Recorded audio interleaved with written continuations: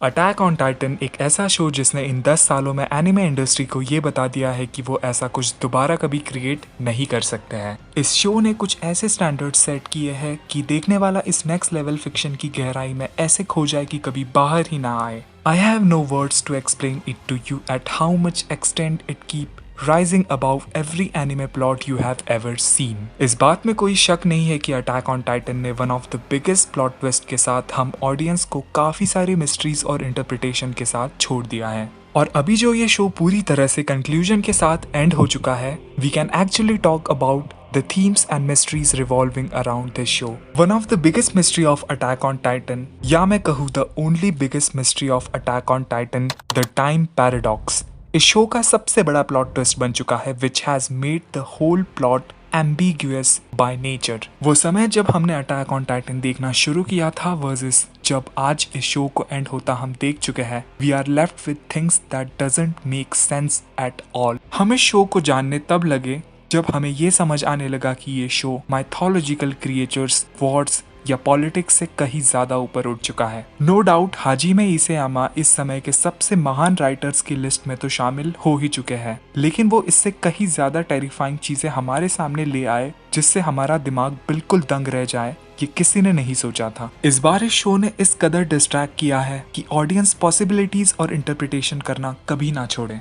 Attack on Titan हमेशा से plot को ट्विस्ट करते आ रहा है, लेकिन इस बार it has crossed several miles beyond our imaginations. तो जैसा कि मैं कह रहा था, टाइम पैराडॉक्स, आप में से काफी लोग ये समझ ही चुके होंगे कि आपके इंटरप्रिटेशन फिलहाल किन पॉइंट्स पर आकर रुके हैं। To understand this time paradox, हमें गौर से उन सभी इवेंट्स को समझना होगा। We have to go through the whole series of events from the point it all started. Attack on Titan की इनिशियल स्टोरी लाइन शुरू होती है दीवारों के बीच, and as the story gradually progresses हमें समझ आता है कि इनकी वर्ल्ड बिल्डिंग कितनी अलग है। जो स्टोरी हम अटैक ऑन टाइटन की देखते आ रहे हैं, that story is not at all linear, it's loop. एक ऐसा लूप जिसे समझने के लिए हमें कई सारी पॉसिबिलिटीज को कंसिडर करना होगा, तभी हम क्रैक कर पाएंगे इस नेवर एंडिंग पैराडॉक्स को। टाइम पैराडॉक्स कुछ ऐसी कॉन्ट्राडिक्टरी सिचुएशन की बात करता है जो बिल्कुल ही सेंस नहीं बनाती हो और क्वांटम फिजिक्स की लॉ की नजर में बिल्कुल ही अनएक्सेप्टेबल हो। नाउ आप ये सोचेंगे कि कहाँ ये क्वांटम फिजिक्स और कॉस्मोस की बात को ले जाया जा रहा है। वेल, घबराइए नहीं, आज इस वीडियो में आगे हम इस चीज पर डिटेल में बात करेंगे। शुरुआत से ही अटैक ऑन टाइटन काफी मिस्टीरियस रहा है, लेकिन चीजें हमें समझ आ रही थी। लेकिन जब हम देखते हैं attack on Titan season 4 part 2 episode 4, सब कुछ बदल जाता है। इन दैट एपिसोड एरन जब पाथ्स और कोऑर्डिनेट से जुड़ जाता है, तब वो जीक के प्लान से साफ इनकार कर देता है, जिसके बाद जीक उसे ये समझाने की कोशिश करता है कि उनका बाप कितना शातिर है, and they both go through the memories of their father Grisha Jaeger.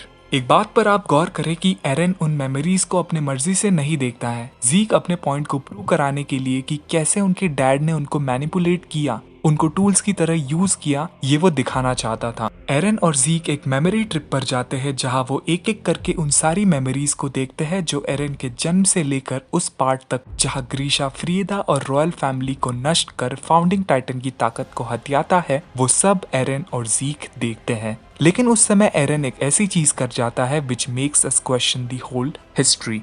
ग्रीशा Yeager चाहे कितना ही बड़ा रेस्टोरेशनिस्ट क्यों ना हो, लेकिन वो था तो एक डॉक्टर ही, जिनका काम है लोगों की जान बचाना, और वो छोटे बच्चों को जान से मारने वाली चीज कभी भी नहीं कर सकता था। लेकिन उसी वक्त एरन अपने डैड के पास आता है और वो उन्हें याद दिलाता है कि वो वहाँ आया क्यों है, उसका मकसद क्या है, and at any cost he should do it even if you die, even after you die। This defined the paradox in a single line। और उसके बाद हम सब जानते हैं क्या हुआ। ग्रीशा destroyed everyone। सो बेसिकली ये समझने के लिए कि कैसे ग्रीशा येगर ने अपने प्लान्स को अंजाम दिया, वो पास्ट मेमोरीज में ट्रैवल करते हैं, only to found out that Eren was the one who made Grisha make out the plan successfully. जो कुछ भी हो रहा था, जीक उसे बिल्कुल समझ नहीं पा रहा था। आप लोग भी नहीं समझे होंगे इसे। Let me clear it to you. इस चीज को कहते हैं प्रीडेस्टिनेशन पैराडॉक्स। एक ऐसी सिचुएशन जहां प्रेजेंट को समझने या बदलने की चाहत रखने वाला टाइम में पीछे जाकर खुद उस पास्ट इवेंट का हिस्सा बन जाता है जो एक्चुअल में एक प्रेजेंट ऑलरेडी बना हुआ है। और इसे पैराडॉक्स कहे जाने की वजह यही है कि प्रेजेंट और पास्ट दोनों एक दूसरे की एक्शन के लिए जिम्मेदार है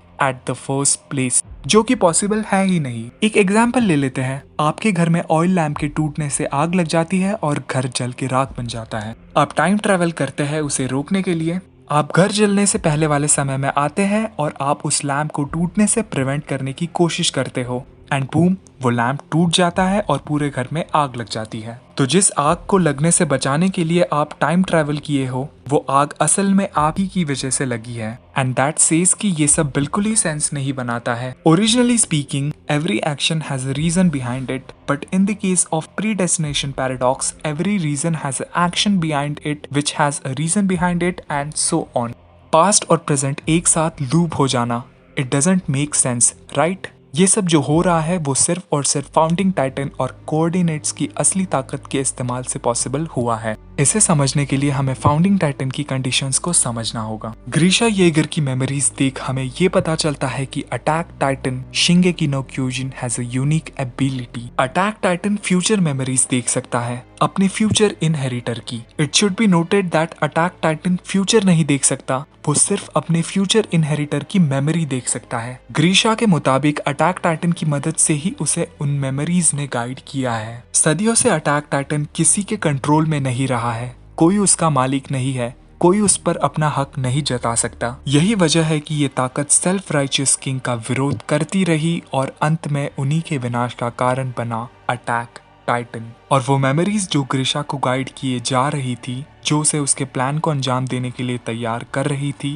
वो मेमोरीज उसी के बेटे एरन की फ्यूचर मेमोरीज हैं। ग्रीशा सबको मार देता है, रोड रेस बच जाता है और ग्रीशा कभी ये नहीं समझ पाता कि वो सारी मेमोरीज क्यों नहीं देख सकता। And history continues. जब एरन स्विच बैक करता है तब वो ज़ीक को बताता है कि वो उसी की बदौलत उन मेमोरीज को देख पाया है। तो क्या सच में अटैक टाइटन फ्यूचर मेमोरीज देख सकता है? और क्या उसी की मदद से ग्रीशा कामयाब हो पाया है, या क्रूगर कामयाब हो पाया है, या वो सारे पास इनहेरिटर्स जो कभी रॉयल फैमिली के कब्जे में नहीं आए? वेल, अटैक टाइटन फ्यूचर देख सकता है या नहीं, ये जानने के लिए हमें फाउंडिंग टाइटन और कोऑर्डिनेट की ताकत को समझना होगा। फाउंडर यमीर फ्रिट्ज की मौत के बाद वो एक ऐसी अननोन लैंड में आती है जहां वो इमॉर्टल है, और वो पॉइंट जिससे सब्जेक्ट ऑफ यमीर अपनी मेमोरीज, माइंड, पावर और हर चीज से कनेक्ट रहते हैं, उस पॉइंट को कहते हैं कोऑर्डिनेट। सदियों से फाउंडिंग टाइटन की पावर रॉयल फैमिली इस्तेमाल करती आई है, but in the era of Karl Fritz वो एक वाव रखता है, द वाव रिनाउंसिंग वॉर, जो दुनिया को बताने के लिए एक ऐसी ताकत है जो उनपे हमला करने वाले दूसरे नेशंस के लिए एक रंबलिंग थ्रेट साबित हो सकता है। पर असल में वो सिर्फ रेस्ट्रिक्शन है रॉयल फैमिली पे कि वो कभी फाउंडिंग टाइटन की ताकत पूरी तरह से इस्तेमाल नहीं कर सकते, ना ही डिफेंस में और ना ही ऑफेंस में। The condition to use the full power of founding titan is someone who isn't a royal blood. कोई सब्जेक्ट ऑफ यमीर अगर रॉयल ब्लडेड ना हो और उसके हाथ फाउंडिंग टाइटन की ताकत लगे, तभी वो उसे इस्तेमाल करने के लायक हो जाता है।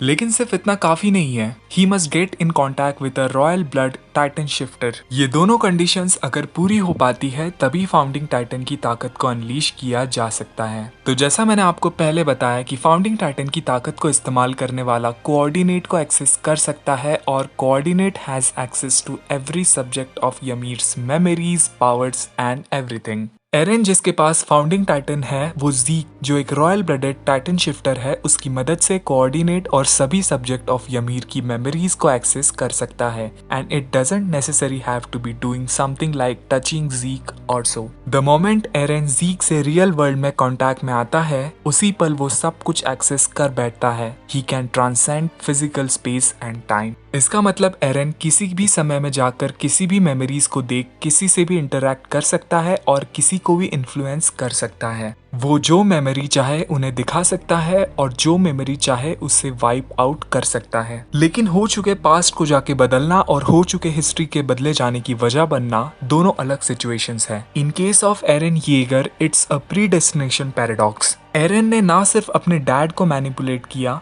पर ना जाने उसने ये कितनों के साथ किया हो, इसका कोई काउंट नहीं है। हम क्रोनोलॉजिकली जानेंगे कि एरन ने कितनी बार मैनिपुलेशन किया है। बिफोर द इवेंट टूक place, Eren has interacted with the previous Attack Titan users. Eren Kruger, the Owl, the leader of Eldian Restorationist, Attack Titan की ताकत को हासिल करता है। एट द पॉइंट जब ग्रीशा और उसके साथियों को पकड़कर टाइटन्स बनाया जा रहा होता है, तभी क्रूगर अपनी आइडेंटिटी रिवील करता है। वो ग्रीशा को बताता है कि उसे फाउंडिंग टाइटन की ताकत अपने हाथ लेनी है और एल्डिया को बचाना है। ग्रीशा उस समय कुछ भी समझने को तैयार नहीं था। उसी समय क्रूगर उसे कुछ शब्द बोलता है। वो कहता है कि उठो, लड़ो और एल्डिया की आजादी को अंजाम दो। If you want to save Mikasa, Armin and everyone else, you must complete your mission until death, even after death. ये शब्द उसके नहीं थे, ये वो मेमोरीज थी जो एरन क्रूगर को ट्रांसफर करता है। दीवारों के बीच आकर ग्रीशा बदल जाता है। अब वो ना सिर्फ रेस्टोरेशनिस्ट है, पर वो ये चाहता है कि उसका बेटा एरन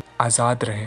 एरन बहुत छोटा है और उसके डैड उसकी केयर कर रहे हैं। जब ज़ीक वहां से एग्जिट करता है, तब एरन एक पल के लिए ग्रीशा की तरफ देखता है। वो सिर्फ ग्रीशा की तरफ नहीं, उस पूरे एनवायरनमेंट को देख रहा है। एरन की नज़र में वो एक हैप्पी फैमिली है और एरन का ये विजन ग्रीशा लाइव देख सकता है। तो जो मेमोरी ग्रीशा इनहेरिट कर रहा है, वो एरन के नज़र में एक खुशहाल परिवार है और उस मेमोरी की वजह से ग्रीशा उस फैमिली को, एरन को और भी ज्यादा वैल्यू करने लगा है। अगली मेमोरी में ग्रीशा एक पावरफुल आदमी की ट्रीटमेंट कर रहा होता है और अगले ऐसे और इवेंट्स में भी ग्रीशा काफी रिस्की बिजनेस में इन्वॉल्व हो जाता है। वो केनी द रीपर की भी नजरों में आता है। ज़ीक एरन को उसके डैड के असली रंग दिखाता है। वो ये समझाने की कोशिश करता है कि उनका बाप अपने मोटिव्स पूरा करने के लिए कितना भी गिर सकता है, फिर चाहे उसका अपना परिवार ही खतरे में क्यों ना आए। एरन ज़ीक की बात से एग्री करता है और वो मेमोरी कि उसका डैड कितना केयरलेस है, उसका डायरेक्ट इन्फ्लुएंस ग्रीशा पर भी पड़ता है वाया एरन। इसीलिए कहीं ना कहीं ग्रीशा अपने फैमिली को लेकर काफी कंसर्न रहने लगता है, unlike what he did with Zeke. इसीलिए इस नेक्स्ट मेमोरी में जहां ग्रीशा उस लोकेशन को पता लगाने के बाद भी वहां जाने की हिम्मत नहीं करता, वो अपने बेटे एरन को गले लगाता है। ये देख ज़ीक जलन महसूस करता है। उस समय भी एरन की नजर ज़ीक पर पड़ती है और वो सब समझ जाता है। नेक्स्ट मेमोरी में एरन और ज़ीक बेसमेंट में होते हैं जहां ग्रीशा की आंख लग जाती है। इस सीन में एरन ग्रीशा के पीछे खड़ा है और वो ग्रीशा के पुराने फैमिली की फोटो देख रहा होता है जिसमें ग्रीशा, डायना और ज़ीक तीनों मौजूद हैं। जैसे ही वो उस तस्वीर को देखता है, सम सॉर्ट ऑफ मेमोरीज जो एरन के पास ज़ीक की है, वो उस समय लाइव ट्रांसफर हो रही होती है ग्रीशा के अंदर। इसीलिए वो नींद में भी ज़ीक के बारे में बड़बड़ाता रहता है। उसके अगले ही पल ग्रीशा को ज़ीक का बहुत ही स्ट्रॉन्ग प्रेजेंस महसूस होता है और उसे एक पल के लिए ज़ीक नजर भी आता है। बड़ा कद, दाढ़ी, मूंछ, ये वो फीचर्स है जिसे ग्रीशा जीते जी कभी नहीं देख पाया, लेकिन एरन ही जानता है कि वो ज़ीक है। और अब वो मेमोरी एरन की जिसमें ज़ीक ग्रीशा के टेबल के सामने खड़ा है, उसे ग्रीशा भी महसूस कर सकता है। पर तभी एरन वहां से जाने की बात करता है, मानो वो ग्रीशा को ये सारी मेमोरीज नहीं दिखाना चाहता। अगली मेमोरी में जब मिकासा किडनैप हो जाती है, तब एरन उसे रेस्क्यू करता है। First thing, I don't believe कि एरन इतनी छोटी उम्र में किसी को इतनी बेरहमी से मार सकता है। Indeed he was influenced by the will of Eren himself, जो फ्रीडम के राह पर चल रहा है। इसमें भी आगे एरन किड एरन और मिकासा की तरफ देख रहा है। इसमें भी एरन ने किड एरन को किसी ना किसी मेमोरी से इन्फ्लुएंस किया है, तभी तो मिकासा पूरी जिंदगी एरन की एहसानमंद रह जाती है। नेक्स्ट मेमोरी में ग्रीशा वापस बेसमेंट में होता है और वो अपनी विल टेस्टामेंट लिखकर उसे सेफली उस लॉकर में सिक्योर कर देता है। उस सीन में एरन सिर्फ और सिर्फ ग्रीशा की तरफ देखता है, जहाँ उसके हाथों में वो चाबी होती है जिसे उसे हर कीमत में एरन को देनी ही है। एरन शायद उस समय ग्रीशा को वो मेमोरी दिखा रहा होता है जहां वो एरन के आंखों में देखी गई ग्रीशा की वो इमेज है जिसमें उसे अपने वादे से बिल्कुल नहीं हटना है। फाइनली हम आते हैं उन इवेंट्स पर जहां हम इस पूरी स्टोरी को शुरुआत से देखते आ रहे हैं। The fall of Shiganshina, the part जहां एरन उस पेड़ के नीचे सो रहा होता है एंड इन ड्रीम्स वो फ्यूचर मेमोरीज को देखता है। जहां वो क्या देखता है और कितना देखता है, वी हैव नो आइडिया, लेकिन वो इतना जरूर देखता है कि वो मेमोरीज उसको फ्रीडम, दीवारों के बाहर की दुनिया और लोगों के सैक्रिफाइस की याद जरूर दिलाता है। इन द मेमोरीज ऑफ ग्रीशा, जब एरन लकड़ियां इकट्ठा करके घर लौटता है, तब वो बात निकलती है जहां एरन कहता है कि उसे सर्वे कॉर्प्स ज्वाइन करना है ताकि वो बाहरी दुनिया देख सके और आजादी के लिए जिन्होंने अपनी कुर्बानी दी है वो उसे जाया नहीं जाने देना चाहता। उस सीन में ग्रीशा और एरन दोनों उस एग्जैक्ट मोमेंट में एरन के जवाब को सुन रहे होते हैं। उनकी नजरें, उनके एक्सप्रेशन बिल्कुल सेम होते हैं, मानो जैसे एरन अपने आप को देख बहुत ज्यादा इम्प्रेस हो जाता है, मानो जैसे वो उसी तरह के जवाब की एक्सपेक्टेशन एरन से करता है। And this exact vision of memory transfers to Grisha. Grisha अपने बच्चे की बातों से इम्प्रेस होकर अपने प्लान को पूरी शिद्दत से पूरा करने के लिए तैयार हो गया था। It was all necessary. अगर किड एरन इन्फ्लुएंस होकर नहीं जाता तो ग्रिशा उस ड्राइविंग फोर्स के साथ अपने मिशन पर नहीं निकलता, और उस पर्टिकुलर दिन वो होना बेहद जरूरी था। It was the day when the walls are finally going to get destroyed by the titans. जब ग्रिशा घर से बाहर निकल ही रहा होता है तब वो अगेन फ्यूचर एरन की तरफ देखकर वो प्रॉमिस करता है। वो एरन को नहीं देख सकता, पर एरन का विजन उसे हमेशा अपनी कमिटमेंट की इमेज को दिखाते रहता है। Eren has to make it to the basement. बाहरी दुनिया की एकमात्र जानकारी जो पैराडीज को होनी चाहिए उस बेसमेंट लॉकर में सिक्योर है। एरन उसे लिए बगैर नहीं जा सकता। जब ग्रिशा अंडरग्राउंड चैपल पहुंचता है तब वो फ्रीदा और रॉयल फैमिली के सामने जाकर उनसे विनती करता है कि वो उसकी फैमिली और सभी लोगों को बचा ले। ऑब्वियसली फ्रीदा कार्ल फ्रिट्ज के वाव के अंडर कुछ नहीं कर सकती थी। ग्रिशा उनसे कहता ही रहता है और वो उसका एक नहीं सुनते। जब ज़ीक का ध्यान एरन पर पड़ता है तब वो शॉक रह जाता है एरन को देखकर, जो बहुत ही ज्यादा गुस्से में दिखाई पड़ता है।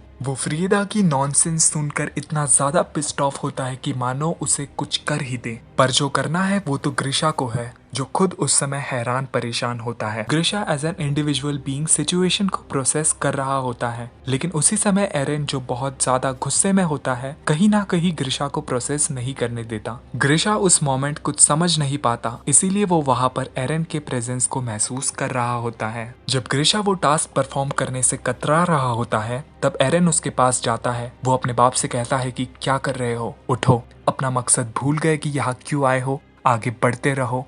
Even if it kills you, even after it kills you, you started this story, didn't you? एरन ना ही सिर्फ उससे इंटरैक्ट करता है पर साथ ही उसके बहन की मौत, डायना, उसके साथी और क्रूगर, इन सब की मेमोरीज एक साथ फ्लैश कराता है। और फिर क्या होता है आप जानते ही हो। Memories are strongest form of emotions. जो ग्रिशा रॉयल फैमिली को मारने से कतरा रहा होता है वो उन मेमोरीज से ग्रिशा को इतना जबरदस्त इन्फ्लुएंस करता है कि वो सबका कत्ल कर देता है। कोऑर्डिनेट से जुड़ने के बाद एरन जब फाउंडिंग टाइटन की पूरी ताकत हासिल करता है तब वो सबको मेमोरीज दिखाने की एबिलिटी तो हासिल करता ही है, लेकिन जिस मोमेंट वो ज़ीक के साथ मेमोरी ट्रिप करता है तब वो एक्चुअल में नई मेमोरीज क्रिएट कर रहा होता है। ग्रिशा इन मैनिपुलेशंस के बाद भी सेल्फ डाउट में रहता है। वो सब कुछ एरन के कहने पर करता है। वो उससे ये तक पूछता है कि क्या वो खुश है, क्या इससे एल्डिया का भला हो सकता है। ग्रिशा से निकलने वाली वो बातें सीधी तौर पर यही हमें बताती है कि ग्रिशा ये सब करके खुश नहीं है। अगेन ये वाले सीन में एरन ज़ीक के अपोजिट में खड़ा है। एरन वही विजन जिसमें वो ज़ीक को देख पा रहा है उसे ग्रिशा को दिखाता है, और वहां पर ग्रिशा अपने बेटे ज़ीक को देख इमोशनल हो जाता है। वो उसके पास आकर उससे गले लगाता है। लेकिन क्या ऐसा सच में पॉसिबल है? वेल, एक्चुअल में देखने जाए तो ग्रिशा एक मेमोरी को देख रहा है, एंड इफ एरन के नजरों में वो ज़ीक से गले मिल रहा है तो वो सिर्फ ग्रिशा का वहम है। उस जगह पर ग्रिशा के अलावा और कोई नहीं है, और यही सेम उस वक्त भी होता है जहाँ एरन ग्रिशा के कंधे पर हाथ रखकर उससे इंटरैक्ट करता है। Everything were just memories. और मेमोरीज की खास बात यही है कि एरन जब चाहे तब मेमोरीज दिखा सकता है और जब चाहे उन्हें भुला दे सकता है। तो अगर वो मेमोरी वाइप आउट हो भी जाती है तब भी उसका इम्पैक्ट रहता है, and that's what manipulation is. ग्रिशा अब तक जो कुछ भी कर रहा था वो सब उन मेमोरीज के इन्फ्लुएंस में आकर ही कर रहा था। इसीलिए जब उसे कुछ चंद मेमोरीज याद आने लगती है, जैसे दीवार का टूटना, वो दिन जब ये घटना होना, कार्ला खतरे में होना, उसे कुछ भी क्लियरली याद नहीं होता और ना ही उसने पूरी मेमोरीज देखी है। इनफैक्ट ग्रिशा ने एरन की सबसे भयानक मेमोरी भी देख ली है, the rambling. At this point ग्रिशा एक रेस्टोरेशनिस्ट की तरह नहीं बल्कि एक इंसान की तरह सोचता है। इसीलिए वो ज़ीक से कहता है कि वो एरन को रोके। हालांकि उसे पता है ज़ीक नहीं जीत सकता, but still he have to stop Eren. और ये वो सारी मेमोरीज है जो एरन 4 साल पहले ही देख चुका होता है bye touching Historia. This is what he make happen. Eren Yeager, the man who transcended time. आप ये सोच रहे होंगे कि अगर एरन एक थ्रेट था ही तो ग्रिशा ने उसे फाउंडिंग टाइटन और अटैक टाइटन की पावर दी ही क्यों? वेल, एरन मेमोरीज को भुला दे सकता है। He might have done it with ग्रीशा। और ग्रिशा जब उस रेफ्यूजी कैंप में आता है एरन को ले जाने, तब वो एरन से उसकी माँ के बारे में पूछता है और तब उसे पता चलता है कि कार्ला टाइटन का शिकार हो गई and that was the strongest memory to influence Grisha. Grisha was no longer a restorationist anymore at all. अब वो यही चाहता है कि वो बस इस चीज को एंड कर दे, अपनी माँ का बदला ले, और अगर उसे मिकासा, आर्मिन और बाकी सबको बचाना है तो उसे इस ताकत का इस्तेमाल करना सीखना होगा। सो ये सब कुछ मेमोरीज है, future memories. The only person who didn't saw any memory of the future inheritor was Eren. एरन ही वो आखिरी इनहेरिटर है जिसके पास फाउंडिंग टाइटन और अटैक टाइटन की एबिलिटी है। सो मेरा एक सवाल जो मैंने पहले पूछा था, क्या अटैक टाइटन सच में फ्यूचर इनहेरिटर्स की मेमोरीज देख सकता है? वेल, इस सवाल का कोई एब्सोल्यूट आंसर नहीं हो सकता। अटैक टाइटन और फाउंडिंग टाइटन दोनों का आखिरी इनहेरिटर एरन है। एरन जिस पल पाथ्स में एंटर करता है उसके एक्सेस में सब कुछ आ जाता है जो सब्जेक्ट ऑफ ymir से जुड़ा है, टाइम,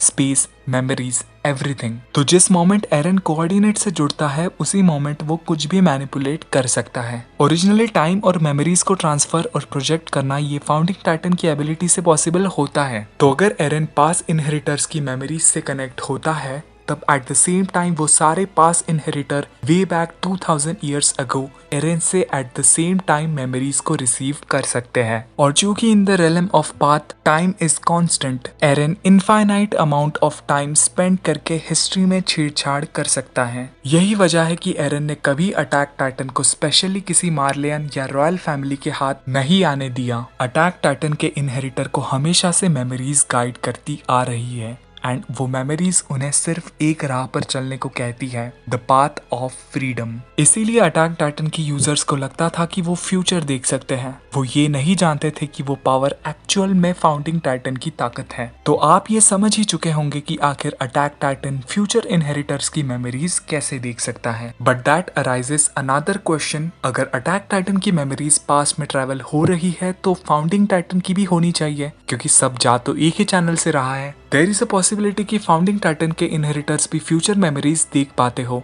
लेकिन उन्हें इनसे कुछ खास फर्क वैसे भी नहीं पड़ सकता क्योंकि फाउंडिंग टाइटन हमेशा रॉयल ब्लड के कब्जे में ही रहा है and the war renouncing war के बाद तो वैसे भी रॉयल फैमिली कुछ खास करेगी नहीं। But the most accurate reason जो मुझे लगता है वो है कि सिंपली वो मेमोरीज मिटा दी गई है। जरा सोचो, जब ग्रिशा फ्रीदा को अटैक टाइटन के बारे में बताता है तब उसे इस बारे में कोई आइडिया नहीं होता, जबकि रॉयल फैमिली के पास सभी इंफॉर्मेशन का एक्सेस होना चाहिए। सो गाइस, मैंने अभी तक आपको एरन के द्वारा किए सभी मैनिपुलेशंस के बारे में बता दिया है। बट अभी एक इम्पोर्टेंट सवाल, why Eren alter history in the first place? अगर वो फाउंडिंग टाइटन की ताकत को हासिल कर ही चुका है तो अभी उसका प्राइमरी गोल होना चाहिए द रंबलिंग। फिर क्यों वो चीजें अपने सुपरविजन में अल्टर कर रहा है? वेल, इस चीज को समझने के लिए मैं ले आया हूँ एक कंसेप्ट जिसे मैं कहता हूँ the possibilities of multiverses. Attack on Titan की पूरी क्रोनोलॉजी फॉलो करने के बाद भी हम कई इवेंट्स को सही से समझ नहीं पाए हैं। एरन जब आर्मिन से इंटरैक्ट कर रहा होता है तब वो उसे कुछ बताता है। वो उसे फाउंडिंग टाइटन के बारे में बताता है कि फाउंडिंग टाइटन के लिए किसी तरह का पास्ट या प्रेजेंट नहीं होता,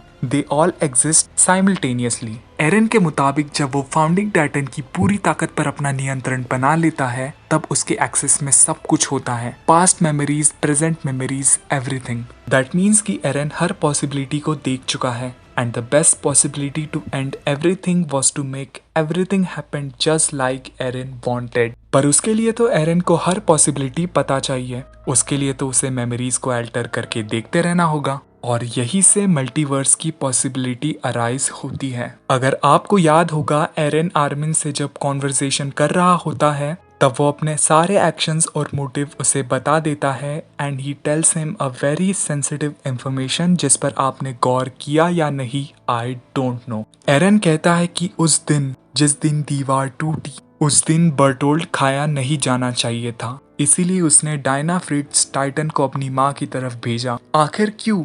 लोगों का मानना है to make Eren feel hatred enough to kill titans and work hard toward his goal, blah blah whatever, जो कि एक तरह से सही है भी। पर जरा सोचो कि अगर उस दिन वो टाइटन बर्टोल्ड को खाती तो क्या होता। Diana Fritz is a royal blooded Titan अगर वो बर्टोल्ट को खाएगी तो वो एक रॉयल ब्लडेड टाइटन शिफ्टर बन जाएगी, बिल्कुल उसके बेटे ज़ीक की तरह, और वो दीवारों में एक आम इंसान की तरह ही इन्वेड कर जाती। Now we all know Diana Fritz एक रेस्टोरेशनिस्ट थी। वो अंदर ग्रिशा से मिलती, जो उसी दिन फाउंडिंग टाइटन को चुरा कर वापस लौट आता है, and they might have plotted something. ग्रिशा के पास वक्त कम था, वो एरन को टाइटन पास ऑन करवा देता और डायना फाउंडिंग की ताकत से कुछ और गड़बड़ करती। और क्योंकि उसके दुश्मन सिर्फ मार्लेयंस थे, मार्ले पर अगर वो किसी तरह का हमला करवाती तो पूरी दुनिया पैराडीज के साथ जंग छेड़ देती, and it would have created another unusual chaos जो एरन कभी नहीं चाहता कि हो। और एरन शायद किसी और टाइमलाइन में ये एक्सपीरियंस कर चुका है, that's why he Altered history. उसके मुताबिक डायना ही नहीं बल्कि सारे रॉयल ब्लड लाइन होल्डर्स एक थ्रेट है, इसीलिए इसे अवॉइड करने के लिए उसने डायना को बर्टोल्ड से दूर भेजा। और ग्रिशा, जिसे सिर्फ फ्रीदा को मारने में कोई हिचकिचाहट नहीं होती, he manipulated Grisha to not only kill Frieda but every family member. उसने ग्रिशा को सबको मारने के लिए कहा, लेकिन रॉड रईस कैसे बच गया? क्या इसीलिए क्योंकि वो अपनी जान बचा के भागा था? जी नहीं, रोड रेस का जिंदा रहना जरूरी था ताकि वो हिस्टोरिया को सेफ रख सके, not just because she is going to get in contact with Eren, but वो एरन की अच्छी दोस्त भी है और एरन सदियों से चले आ रहे कन्फ्लिक्ट में हिस्टोरिया को नहीं झोंकना चाहता था। That's why Rod Reiss was paired. अब एरन का प्लान सक्सेसफुल तो रहा, लेकिन पूरी रंबलिंग करने के बाद भी यमीर आजाद नहीं हुई क्योंकि एरन जिंदा रह गया, क्योंकि मिकासा ने उसे मारा ही नहीं। मिकासा ने उसे मारा नहीं क्योंकि उसे किडनैप होने पर एरन वहां उसे बचाने आया नहीं। इवन इफ मिकासा वहां से किसी तरह से बच गई होगी, तब भी एरन और मिकासा के बीच काफी कुछ नॉर्मल ही रहा होगा। तो एरन को रियलाइज हो गया कि यमीर फ्रिट्ज, जो किंग फ्रिट्ज के प्यार में इतना ज्यादा फंस चुकी है कि वो मानसिक रूप से उसकी गुलाम बन गई है। एंड दैट्स द रीजन कि हम जो ओरिजिनल स्टोरी देखते आए हैं वो बिल्कुल ही नई टाइमलाइन पर बेस्ड है, जहां एरन किड एरन को मैनिपुलेट करता है to kill the abductors and save Mikasa to make her love Eren. Mikasa should be an example for Ymir to end her suffering by the toxic king. Eren जब prison break करके Mikasa और Armin को confront करता है, तब भी वो यही सब कहता है। उसने भले ही मिकासा को प्रोवोक करने के लिए बोला होगा, बट जो बोला वो तो सही ही था। He hates people who aren't free, क्योंकि उन्हें स्लेव बनकर सिर्फ आदेश का पालन करना आता है, भले ही वो फिजिकली कितने भी स्ट्रॉन्ग क्यों ना हो। यही एरन का गोल था, to end the suffering of Ymir, जिससे वो आज़ाद होना चाहती थी 2000 years ago। तो अब एरन ने रॉयल ब्लड लाइन खत्म करवा दी, यमीर को आज़ाद करवाने की तैयारी कर ली, बट जो रिजल्ट आया दैट वाज अ फेलियर। हम फाइनल चैप्टर के इस पार्ट को कैसे भूल सकते हैं, जहां मिकासा एक मेमोरी देखती है, जहां एक अल्टरनेट टाइमलाइन में एरन और मिकासा सब छोड़ छाड़ के भाग जाते हैं। एरन ने फ्यूचर मेमोरीज देखी होती है और वो रंबलिंग जैसे जेनोसाइडल प्लान्स को अमल नहीं कर पाया। उस टाइमलाइन में भी एरन के पास फ्यूचर मेमोरीज होती है, जहां वो आइलैंड के बाहर वाली पूरी दुनिया को तबाह करने वाला होता है, बट इंस्टेड वो भाग जाता है एंड रिजल्ट मार्ली पैराडीज पर इन्वेड करके सब पर हमला कर देते हैं। सो एरन इन सारी टाइमलाइंस को समझकर एक ऐसी प्लानिंग बनाता है जहां एंड में वो जेनोसाइड करेगा, मिकासा उसे मारेगी, दुनिया की सिर्फ 20% आबादी जिंदा बचेगी और इतना कम आंकड़ा कभी भी पैराडीज पर हमला नहीं कर पाएगा। सो आर्मिन उस पूरे बैटल का क्रेडिट अपने नाम करेगा और उसके दोस्त एज अ पीस होल्डर दुनिया के साथ अपने रिलेशंस अच्छे करेंगे। So the moment Eren coordinate और फाउंडिंग टाइटन की ताकत की मदद से टाइम ट्रांसेंड करता है, तब वो ना जाने ऐसे कितने टाइमलाइन और मल्टीवर्स क्रिएट और अल्टर कर देता है, we have no idea. But जो स्टोरी हम अटैक ऑन टाइटन की देखते आए हैं, that exist in a paradox which is a result of a better future जो एरन ने इमेजिन किया था। यही वो सारी फ्यूचर मेमोरीज है जो एरन अपने पास्ट इनहेरिटर की मेमोरीज में देख चुका है after he touched Historia's hand 4 years ago। जिस टाइमलाइन में हम ओरिजिनल स्टोरी को देखते हैं, उस स्टोरी में Eren was strongly influenced by his own idea of freedom. उस टाइमलाइन में उसके साथ आर्मिन होता है जो उसे हमेशा आउटर वर्ल्ड के नजारों के बारे में बताते रहता है। इस टाइमलाइन में एरन सिर्फ अपने मन की करता है, यहाँ उसे वो सारी मेमोरीज रिसीव होती रहती है जो उसे फ्रीडम की राह पर ले चले। लाइक हाउ आउट ऑफ नाउवेयर उसे एरन क्रूगर की मेमोरीज आने लगती है जब वो उसके टाइटन का नाम लेता है। चाहे कितनी भी टेरिफाइंग मेमोरीज आती रही, उसे डराती रही, पर इस टाइम वो पीछे नहीं हटा, कहीं भागा नहीं, वो आगे बढ़ता रहा। इट वॉज ऑलरेडी डिटरमाइंड, जो होना है होकर ही रहता है। एरन मस्ट अचीव हिज फ्रीडम चाहे उसकी किस्मत में वो खून से ही क्यों ना लिखा हो। अगर एरन के हाथ कोऑर्डिनेट और फाउंडिंग टाइटन की ताकत आ ही चुकी थी तो वो सारी परेशानियां उसके पैदा होने से पहले ही फिक्स कर सकता था। तो एरन ने ऐसा किया क्यों नहीं? अगर वो अपने दोस्तों का भला सोचता ही था तो साशा और हांजी और वो सारे पैराडीज के लोग मारे क्यों गए? ये सारी परेशानियां वो किंग फ्रिट्ज और रॉयल फैमिली को मैनिपुलेट करके भी खत्म कर ही सकता था। एरन का मकसद परफेक्शन हासिल करना नहीं था। एरन अगर पास्ट में बहुत पीछे छेड़छाड़ करता तो शायद वो एक अलग बटरफ्लाई इफेक्ट क्रिएट करता और प्रेजेंट ड्रास्टिकली चेंज हो जाता। एरन ने सिर्फ उन्हीं फैक्टर्स को मैनिपुलेट किया है जो एरन के बर्थ से लेकर डेथ के अराउंड का टाइम प्रॉपरली रन करे, क्योंकि at the end Eren ever since he was born he was free और वो बिल्कुल नहीं बदलता। एल्डियन हो या मार्लियन हो, उनसे उसे कोई फर्क नहीं पड़ता। The centre point of his life was the island, और उसके अलावा वो कुछ और नहीं समझना चाहता था। उसने जो कहा उसने वो किया, दैट्स इट। सो दोस्तों, यही था आज का topic. There are many ways आप इस स्टोरी को इंटरप्रिटेट कर सकते हो। हाजिमे इसेयामा खुद ये चाहते थे कि वो कंक्लूजन अपने ऑडियंस पर छोड़े, and I truly admit Hajime Isayama is one of the greatest writer of one of the greatest anime ever created. So दोस्तों, आज के लिए इतना ही। ये वीडियो मेरी आज तक की सबसे बड़ी वीडियो बन गई है और मैंने सोचा भी नहीं था कि ये इतनी लंबी रहेगी, but attack Titan, future memories, time travel और फाउंडिंग टाइटन से इंटर रिलेटेड टाइम पैराडॉक्स को समझाने के लिए ये जरूरी था। इस वीडियो को बनाने में बहुत ही ज्यादा मेहनत लगी है, एडिटिंग से ज्यादा तो दिमाग की ही लगी है। सो आई रिक्वेस्ट यू कि आप इस वीडियो को अपना फुल सपोर्ट दें। वीडियो अगर पसंद आई तो इसे लाइक करें, कुछ डाउट हो तो कमेंट करें, वीडियो को जम के शेयर करें और चैनल को सब्सक्राइब करें। हम मिलेंगे किसी और वीडियो में। Good bye.